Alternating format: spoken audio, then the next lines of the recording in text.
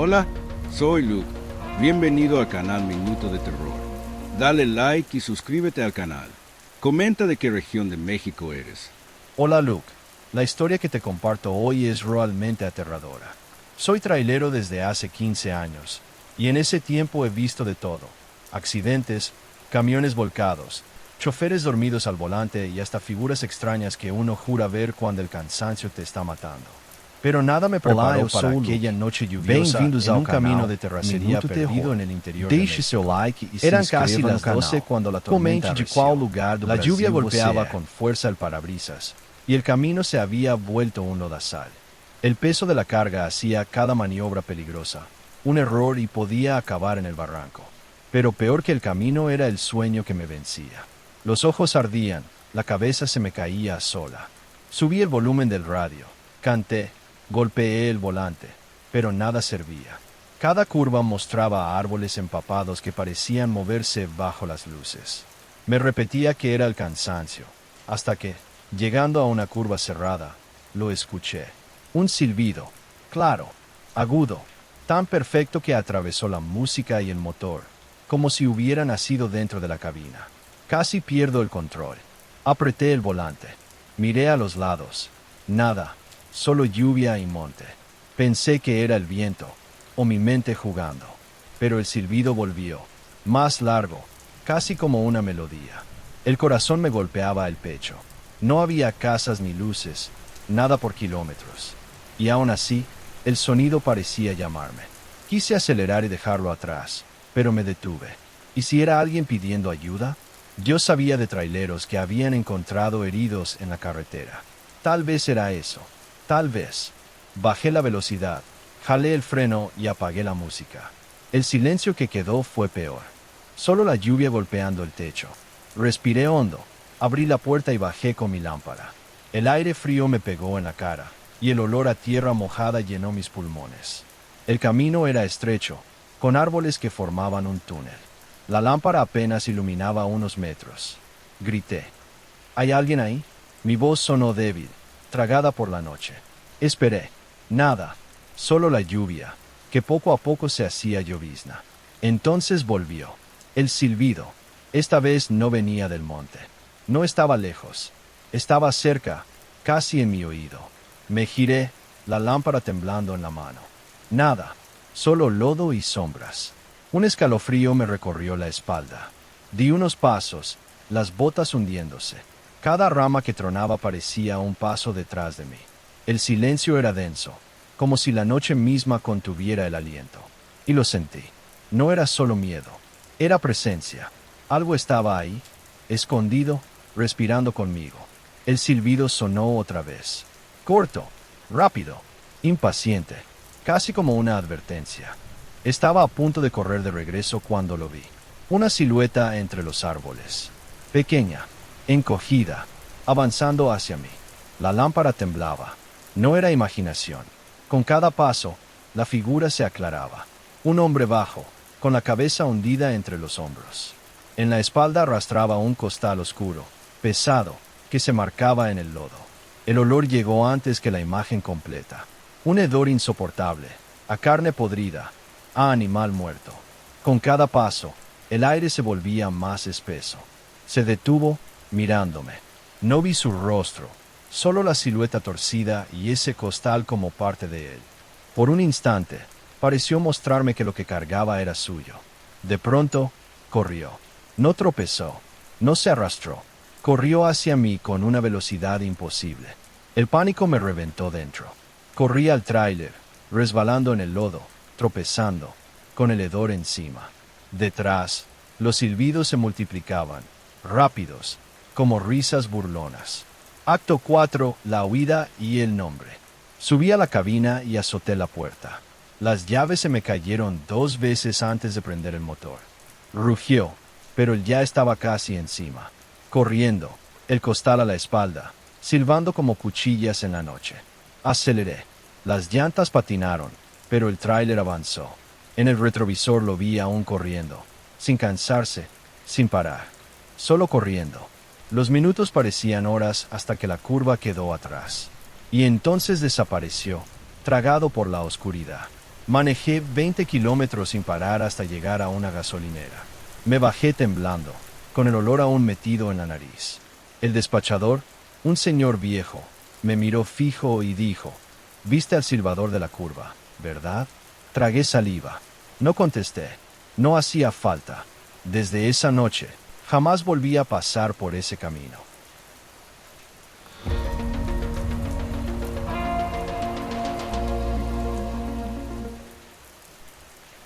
Hola Luke, me llamo Teresa y tengo una historia escalofriante que quiero compartir contigo. Yo tenía 13 años, apenas una muchacha de rancho, acostumbrada al silencio de los senderos de tierra y al canto lejano de las chicharras. Era casi el atardecer, y caminaba junto a mi prima, a quien todos le decían muñeca. Ella era un poco mayor que yo, quizá unos 15 años, y siempre parecía saber más de la vida, como si su madurez viniera de haber crecido escuchando secretos que los adultos nunca nos contaban. Ese día, el cielo estaba pesado. Nubes oscuras se amontonaban sobre los cerros, y la claridad del sol desaparecía más rápido de lo normal.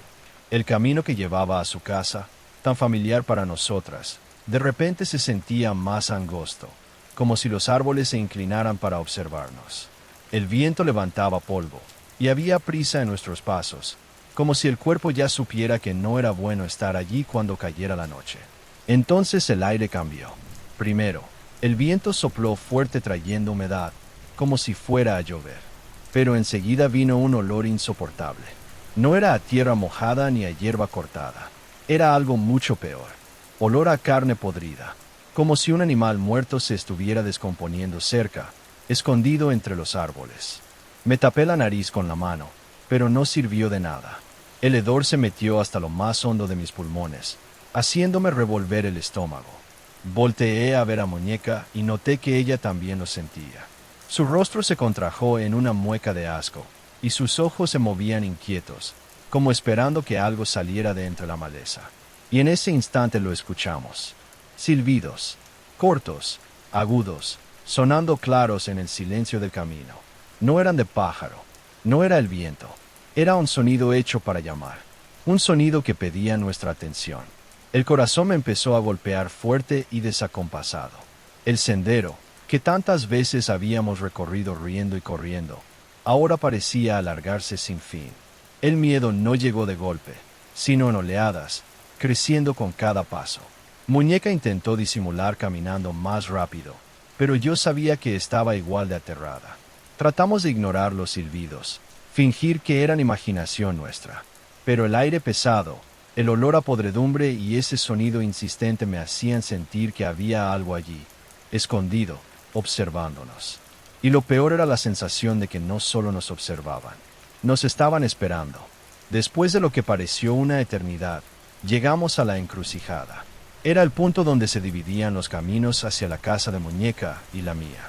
Allí, un viejo cerco de madera maltrecho delimitaba el espacio, y un árbol retorcido daba sombra incluso en los días claros.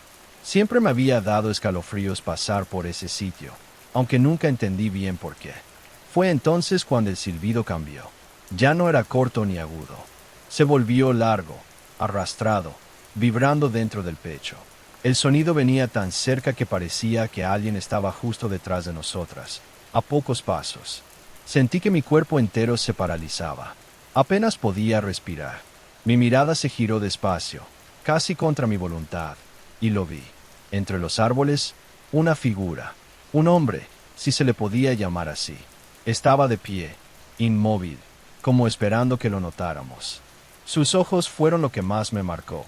Saltados, sin color definido, ni azules ni cafés, apenas una mezcla lechosa. No parecían humanos, pero tampoco eran de animal. Eran ojos muertos, que me miraban viva. El viento volvió a soplar fuerte, con él, el olor a carroña, tan intenso que casi me desmayé. La cabeza me daba vueltas, la garganta me ardía. Quise correr, pero las piernas no me respondían. Era como si la tierra me sujetara. Recuerdo la mano de Muñeca agarrándome con fuerza. Ella gritaba que corriera, pero su voz me sonaba lejana, como si yo estuviera bajo el agua. Lo único que podía oír era el silbido, largo y bajo, llenándome por dentro. De repente, Con una fuerza que no sé de dónde sacó, Muñeca me jaló. Mi cuerpo por fin reaccionó. Y corrimos. Corrimos por el camino sin mirar atrás, con las ramas rasguñando los brazos y las piedras cortando los pies descalzos. El silbido nos seguía, cada vez más cerca, como si disfrutara de nuestra huida. La noche cayó por completo. La oscuridad del monte parecía viva, tragándose cualquier rastro de sendero. Nuestros pasos resonaban en la tierra, mezclados con la respiración entrecortada y el silbido incesante.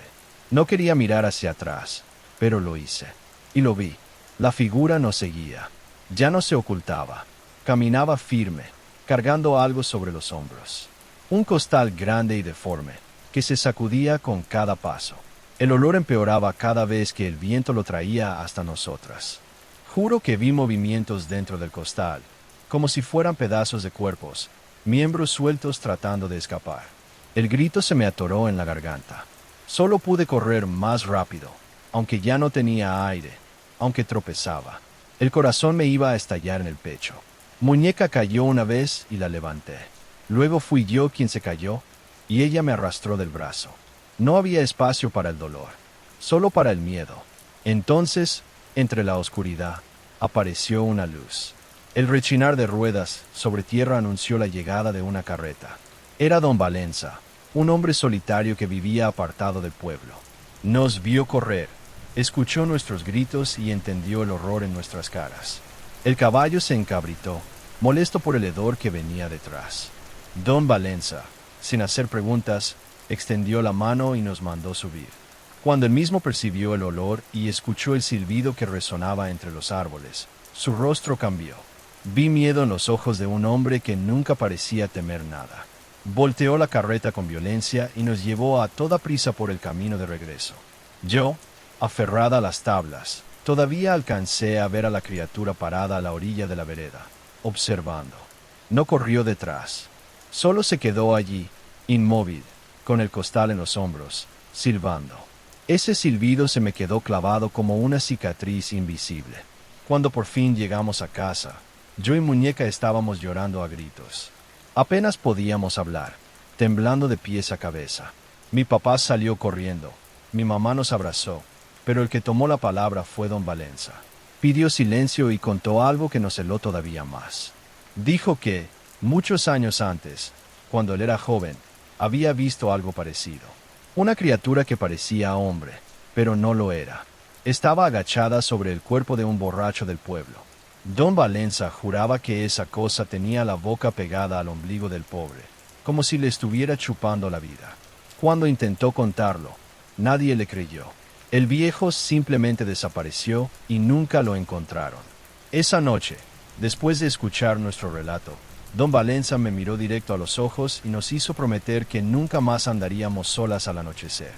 Dijo que lo que habíamos visto no era nuevo, que rondaba la región desde hacía décadas, y que solo los más atentos lograban escapar. Cumplimos la promesa. Ningún niño del pueblo se volvió a atrever a caminar solo después del atardecer. Yo misma insistí tanto con mis padres que, aunque al principio no querían, acabaron mudándonos a la ciudad. Pensaban que exageraba, pero aceptaron. Pasaron los años.